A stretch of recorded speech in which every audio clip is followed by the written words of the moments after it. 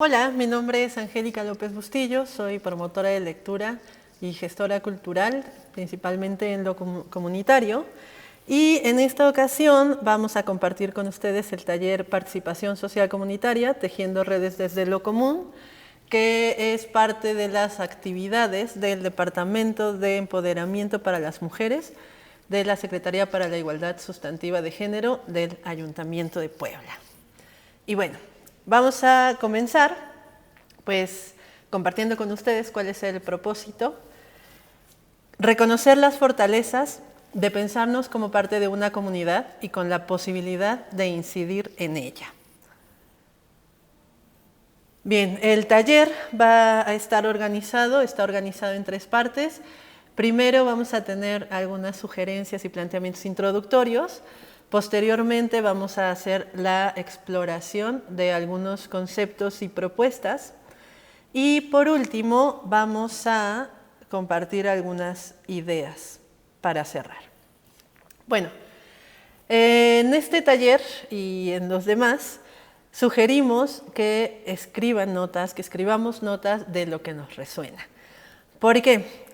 Es muy importante tener herramientas de registro y sobre todo que en estas herramientas de registro vayamos apropiándonos de estas cosas que escuchamos, que leemos, que nos cuentan, etcétera, e ir así pues construyéndonos nuestra propia versión, nuestra propia opinión, nuestra propia forma de entender ciertas nociones, ciertos conceptos. En este caso vamos a trabajar un asunto que es muy práctico, que es el de la participación, pero que también es necesario pues, pensar en sus distintas dimensiones, ¿no? de cómo lo entendemos, qué significa para ciertos contextos, qué significa en otros.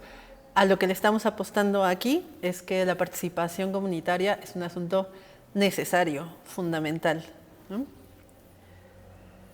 Bien, ¿desde dónde compartimos? Es decir, ¿desde dónde es que estamos interpretando el tema de la participación comunitaria y desde dónde lo estamos compartiendo también con ustedes? Pues una de estas perspectivas es desde las comunidades de práctica, que nos dicen que el interés reside en el aprendizaje como participación social. Las comunidades de práctica se enfocan muchísimo en hablar de los entornos de enseñanza-aprendizaje, pero nos funcionan de verdad demasiado para lo que estamos tratando de conversar hoy acerca de la participación comunitaria. Entonces, aquí, para las comunidades de práctica, la participación no solo se refiere a los eventos locales de compromiso con ciertas actividades y con determinadas personas, que eso sería como una participación pues, en un nivel muy acotado, sino también a un proceso de mayor alcance consistente en construir identidades en relación con estas comunidades. O sea, lo que nos dicen las comunidades de práctica es que nuestra participación nos ayuda a construir identidades relacionadas con la comunidad en la que estamos participando. Y la identidad, como ustedes saben, pues es un asunto esencial de las personas.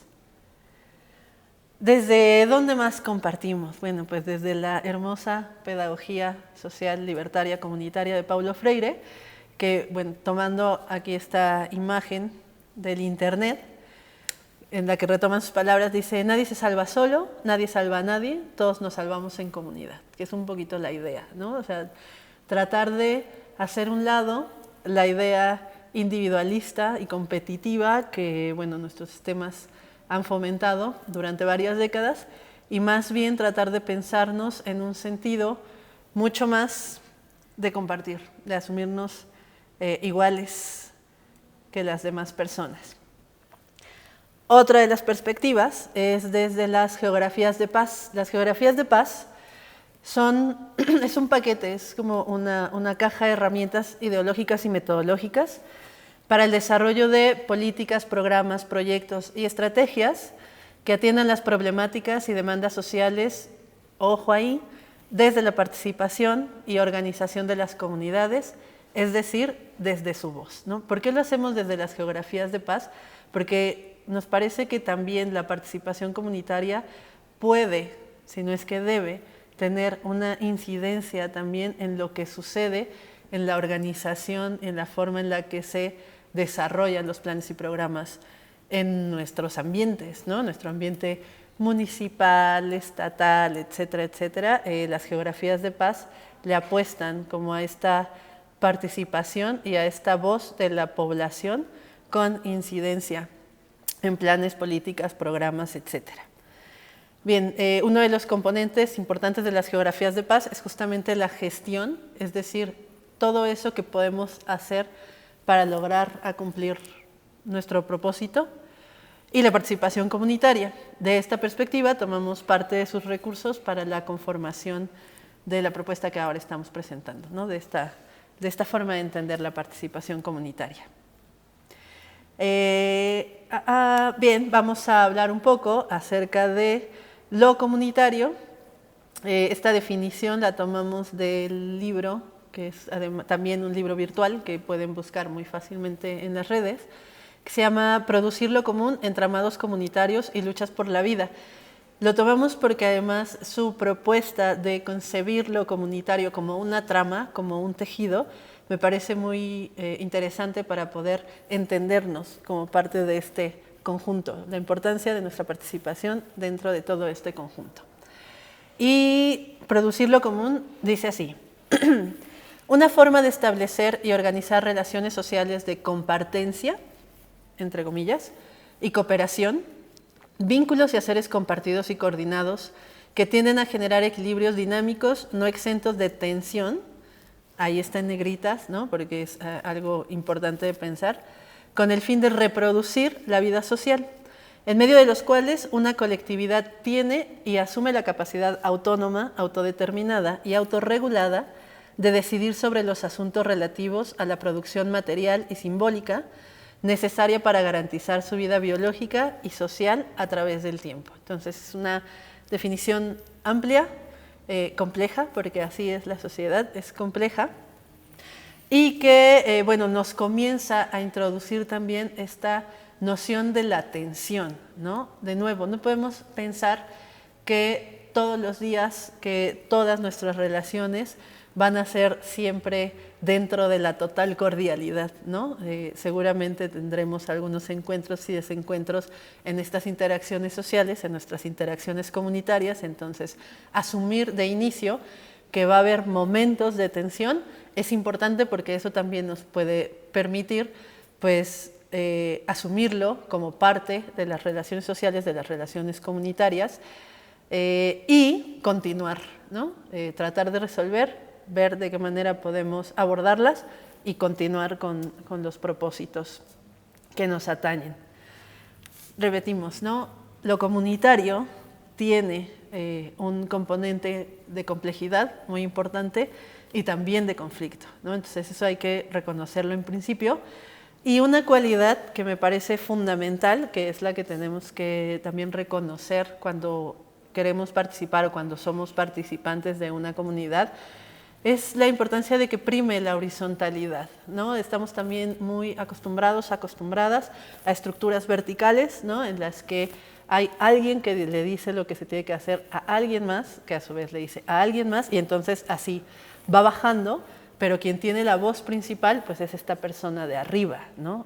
Lo que buscan los procesos comunitarios auténticos es justamente operar dentro de una horizontalidad en la que, al igual que yo, la persona de al lado es participante y los demás son participantes. Algunos pueden tener más o menos conocimiento para ciertas cosas, pero justamente la diversidad que existe en cada una de las personas y la forma heterogénea en la que se conforman las comunidades, pues nos ayudan a enriquecer estos procesos. Entonces, no se trata de quién sabe más, quién tiene más experiencia y que por lo tanto sea quien se impone por encima de las otras voces, sino que en esta forma de entender lo comunitario nos asumimos todos de manera horizontal y entonces lo que hacemos son aportaciones para procesos y acuerdos y metas comunes, ¿no? No es un propósito particular en el que todos y todas las demás estén a mi servicio, ¿no? Para lograr mi propósito, sino que nos asumimos como parte igualmente importante del colectivo y de esta manera también aportamos. Bien, Luz María Chapela habla en el libro Cultura de Paz, Palabra y Memoria acerca de la conciencia de sí. Bueno, habla en este libro en particular, pero en muchos de los textos que hizo y el trabajo que hizo en general, resaltaba mucho la importancia de la conciencia de sí y nos dice, es la idea que cada persona, cada grupo o cada sociedad tiene de sí misma cuando toma en cuenta sus raíces, experiencias, principios, rasgos culturales del grupo de pertenencia, entorno y conocimiento, y cuando también toma en cuenta sus aspiraciones, límites, proyectos, necesidades, oportunidades y potencias. Esta conciencia permite a las personas, grupos o sociedades, configurar una imagen de sí y presentarse ante los otros y ante el mundo como seres específicamente diversos. Y ahora vamos a retomar las palabras de Paulo Freire, este pedagogo brasileño, acerca de la participación.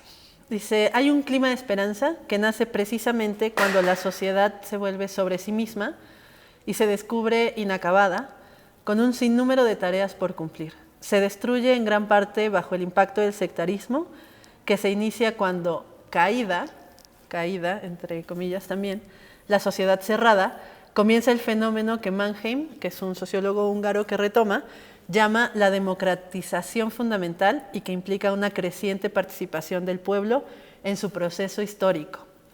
Entonces ya vemos cómo la participación no se queda únicamente en el actuar acotado, en el actuar inmediato, en el actuar doméstico. También el propio ejercicio participativo de la participación hace que se vuelvan modelos de democratización que se pueden replicar, ¿no? Y si nosotros tenemos una serie de comunidades que conforman a su vez una comunidad con unas formas de funcionar horizontales y con la capacidad de plantearse sus propios propósitos, sus propios caminos, sus formas, sus métodos, y también se gestionan a sí mismos, a sí mismas, comienza a tener esto una incidencia y un impacto en un entorno mucho más amplio. Ok, ¿qué ejemplos podemos dar de lo cotidiano acerca de la participación, ¿no? Todos los días de nuestra vida estamos constantemente participando por distintos motivos en distintas comunidades. Hay algunos eventos, algunas actividades que podemos reconocer con toda la intención de la participación comunitaria y hay otros que no necesariamente la tienen, pero que sí implican una organización comunitaria, ¿no? Por ejemplo, tal vez la comunidad escolar de nuestros hijos, nuestras hijas, requiere de cierta participación y bueno, nuestro nivel de participación puede responder únicamente a las solicitudes que nos hace la escuela, la directora, la maestra, o bien tener una participación comunitaria como parte de mí, del ser, del conformarnos, ¿no? Como parte de ese todo. Entonces, estos ejemplos cotidianos de participación pueden ser fiestas, rituales sociales o religiosos, organización escolar, como decían, comités, organizaciones al interior del salón en jefes de grupo o bien para el Día del Niño, etc. Círculos de lectura, por ejemplo, equipos deportivos, organización para garantizar la seguridad barrial, etc., ¿no? O sea, la verdad es que podemos poner N ejemplos cotidianos de participación. Lo importante es que nosotras vayamos reconociendo cuáles pueden ser nuestros ejemplos de participación comunitaria. Bien, y hay otras acciones, ¿no?, que abonan, que fortalecen esta participación, esta gestión comunitaria, si explícitamente se buscan de esta forma, ¿no? Aunque suceden de manera cotidiana, ¿no?, de manera como más natural, más implícita, pues también se pueden generar estos espacios, por ejemplo, de diálogo, de seguimiento de acuerdos, de negociaciones con diferentes actores, de monitoreos participativos, articulaciones, ¿no? Para concretar ciertos proyectos, ciertas metas, de fortalecimiento de capacidades, de emprendimientos locales, ¿no? Entonces, estas son algunas posibilidades, también pueden ser muchísimas. Lo importante es comenzar a reconocer cuáles acciones posibilitan la participación y la gestión comunitaria. Y algo que nos gustaría tener presente de manera constante es que la participación aporta al tejido de la trama comunitaria, ¿no? Sabemos que las personas tenemos cada una, de manera muy particular, pues ciertos intereses, ocupaciones, en fin, ¿no? Y eso condiciona o limita nuestra participación. Además, decíamos al principio, tenemos una tendencia a individualizar más bien nuestros procesos y a tratar de resolvernos nosotros, nosotras mismas, tratando de evitar, ¿no?, contacto o organización con otras personas o involucrar a otras personas en nuestros propósitos, pero esto es muy importante, ¿no? O sea, el que decidamos o que no nos guste participar, ¿no?, que no seamos sujetos tan sociables, no significa que no seamos parte de la comunidad y no significa que no se requiera de nuestra participación, porque es un aporte, ¿no? Entonces, si pensamos otra vez como una metáfora este asunto de tejer la trama comunitaria, pues es seguro que si habemos más manos tejedoras, entonces nuestra trama pues va a estar más fortalecida, más amplia, sobre todo si está mucho más dialogada. Ok, vamos a nuestro primer ejercicio de escritura. Vamos a, después de las indicaciones, poner pausa al video para que puedan ustedes escribir y después quitan la pausa y continuamos. ¿Por qué lo proponemos así y no todo de corrido? Bueno, pues porque la experiencia misma de la escritura es necesaria para poder continuar en nuestro trayecto de este taller. O sea, el ejercicio 1 de escritura es para que identifiquemos cómo nos tratamos entre nosotros, entre nosotras, y cómo tratamos al entorno, ya sea natural, al entorno social o ambos. Vamos a identificar eso, ¿ok? Recuerden que ustedes están solas, están solos en casa, ¿no? Entonces pueden escribir toda la extensión que necesiten. Es muy importante la honestidad para que el ejercicio pues tenga los resultados que esperamos, ¿no? Entonces repetimos, la pregunta a responder, las preguntas a responder son: ¿cómo nos tratamos entre nosotros, entre nosotras? ¿Y cómo tratamos al entorno natural y social que habitamos? Muy bien, entonces pausa, vayan, escriban y en un momentito regresamos. Ok, ahora que estamos de vuelta y después de su ejercicio de escritura, vamos a continuar ahora nombrando algunas características de una gestión comunitaria como un ejemplo de participación. Recuerden que podemos escalar la incidencia de nuestra participación a distintos niveles, ¿no? O sea, puede que nuestra forma de organización comunitaria baste con resolver nuestra situación familiar, de colonia, de barrio, etcétera, o puede que busquemos también que nuestra voz resuene en otros ámbitos de gobierno incluso, pero es importante tener como cierta claridad para que nuestra propuesta, nuestra incidencia, pues tenga un mayor alcance. Entonces, vamos a compartir aquí un esquema que tomamos como ejemplo de Ostrom y que va nombrando algunas de las características de la gestión comunitaria que podríamos aprovechar, como son los comités o sanciones graduadas, los arreglos de elección colectiva, el definir límites, la coherencia en las reglas de apropiación y provisión, el monitoreo, el reconocimiento del derecho a organizarse, que ese es fundamental, y las asambleas como mecanismos para el manejo de conflictos. Es importante regular con un código de ética o de actuación que se genere también de manera comunitaria. Entonces, si nosotros y nosotras ya tenemos identificada una problemática o una situación que queramos transformar a través de nuestra participación comunitaria colectiva, si ya tenemos identificadas a las personas con las que nos gustaría compartir o iniciar esta planeación, pues entonces invitamos a tomar en cuenta estos elementos que son muy, muy básicos, pero que resultarán de mucha utilidad pues, en nuestros procesos de organización y participación comunitaria.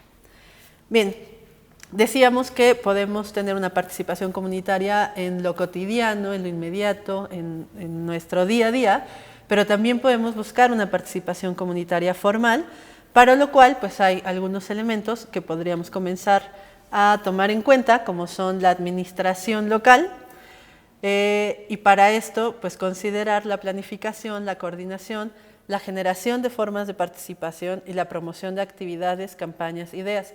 Una invitación es siempre al registro de estas ideas. No es necesario tener formatos muy formales, ¿no? Sino podemos generar los formatos que nos sean funcionales, pero sí es importante que de alguna manera se vaya registrando de manera escrita, audiovisual, tomando fotos, poniendo pies de fotos, haciendo narrativas o bitácoras de las reuniones, de los acuerdos, de los planes, aunque sea en formato de lluvia de ideas, todos esos registros son importantes para la recuperación y para la construcción de un proyecto de participación comunitaria. Otro elemento a tomar en cuenta pues, es, por supuesto, el de la población, en la que reconozcamos las capacidades de los diferentes actores sociales, quién se puede ocupar de la administración, de la operación, del mantener los recursos, reconocer y administrar los recursos, y pues también de los saberes, de las formas y modos de hacer para responder a las necesidades. Todo este conocimiento, toda esta riqueza la encontramos en las comunidades mismas. Necesitamos indagar para reconocer y para resaltar y, por supuesto, pues para aprovecharlas. Y los recursos y servicios también son importantes, reconocer cuál es el patrimonio con el que contamos, una nueva lógica de armonización de intereses. El tema de los recursos suele generar siempre desencuentros o ciertos momentos rasposos, entonces tratemos de armonizar estos intereses. ¿Con qué recursos técnicos contamos y con qué recursos de asesoramiento contamos, ¿no? ¿A quién nos podemos acercar para lograrlo? Y bueno, como un ejemplo muy puntual, tenemos el caso de Cherán, en Michoacán, del cual quisiera como extenderme un poquito, para que reconozcamos como un ejemplo de cómo pueden suceder estos procesos. En este caso es a partir de un proceso de conflicto en particular, pero no necesariamente tiene que ser como un proceso conflictivo a partir de una acción conflictiva a este nivel, ¿no? Podemos reconocer cuáles son nuestros intereses, nuestras necesidades comunitarias y en las cuales puede ayudar nuestra participación sin tener como una situación tan radical, pero vamos a tomar este como ejemplo. Muy bien, entonces vamos a enfocarnos un poquito en el caso de Cherán, Michoacán, como un ejemplo de organización de participación comunitaria que tuvo unos resultados en su autogestión y en su forma de organización, pues muy importantes, interesantes, importantísimos para la comunidad, pero me parece que también interesantes para todas las personas que estamos enfocadas en la participación comunitaria. De manera muy general, ¿qué fue lo que pasó en Cherán? Bueno, pues había un conflicto ahí de sobreexplotación de recursos maderables, de la madera, y entonces esta explotación no traía beneficios para la comunidad, así es que la comunidad, y aquí es donde me parece que radica lo interesante, retomó, recuperó una serie de formas de organización comunitarias recientes o no tan recientes que les ayudaron a vislumbrar como una nueva forma de organizarse y de presentarse frente al gobierno, frente al mundo, y que hasta el momento pues siguen manteniendo ya muy claramente y muy establecidas pues para determinar, delinear la forma de organización, ¿no? Entonces, lo que hizo Cherán fue identificar, por ejemplo, la importancia de las fiestas como un elemento base de organización barrial, las rondas para garantizar la seguridad y la organización de consejos para enfocarse en temas específicos y un elemento más de convivencia comunitaria que son las fogatas y que se volvieron estas fogatas espacios de diálogo y de intercambio de la palabra, ¿no? Entonces, lo que hizo el pueblo de Cherán fue revisar los elementos culturales de su historia, que en muchos casos estaban perdidos, ¿no? Que por distintos motivos propios de la dinamicidad, de lo dinámico que son las sociedades, pues estaban ahí un poco en pausa, y que era bastante conveniente recuperar para mostrarse como un pueblo fortalecido, ¿no? Recordemos al principio de este taller que estábamos comentando lo que decía Luz María Chapela acerca de la importancia de reconocerse a sí mismo. Bueno, el pueblo de Cherán como pueblo hizo justamente eso, un reconocimiento de su raíz, de su historia, de los elementos culturales que les hacían, que les permitían la organización, el encuentro comunitario, y fueron estos elementos los que comenzaron a alimentar para el fortalecimiento y pues la atención, la reacción a la situación particular que estaban viviendo. Entonces, los repito, ¿no? ¿Cuáles son estos 4 elementos? La fiesta, las rondas de seguridad, la organización en consejos y las fogatas como espacios de diálogo e intercambio para compartir la palabra.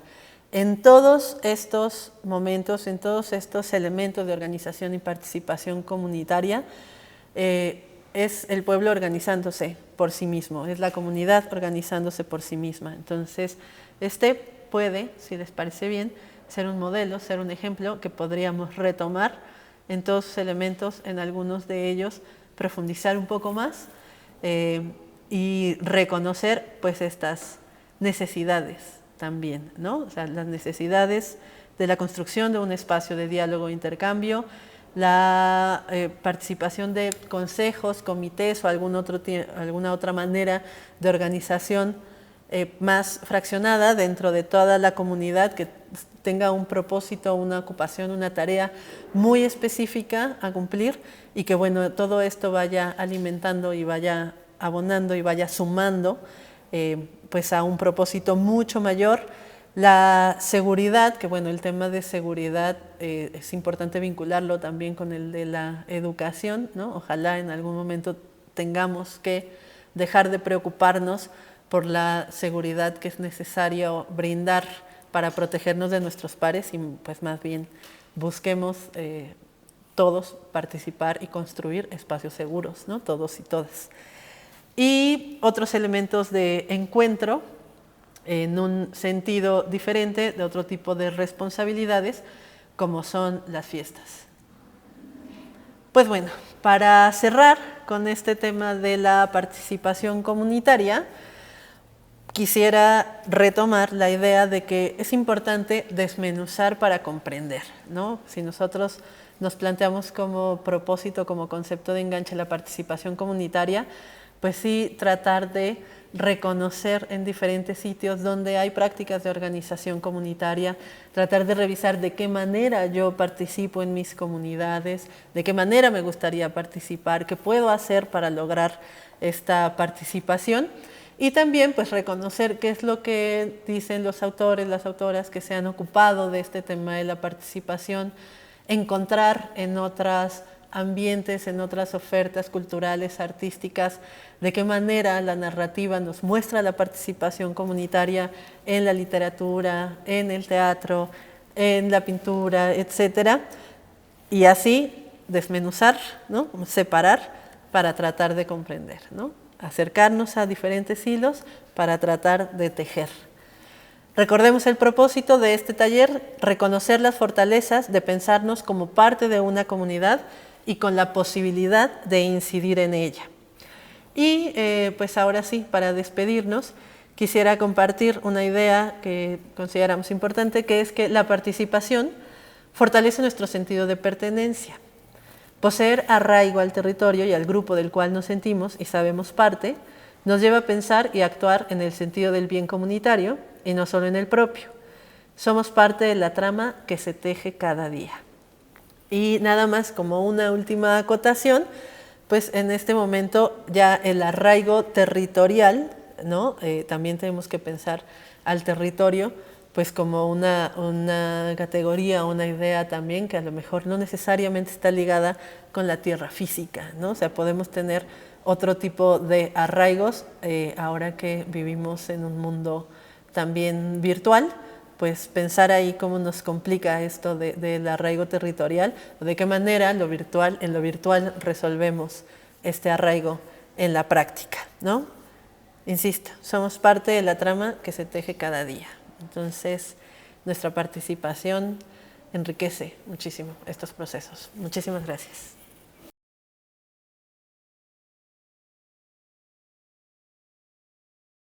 Hacemos lo imposible. Ayuntamiento de Puebla, ciudad incluyente.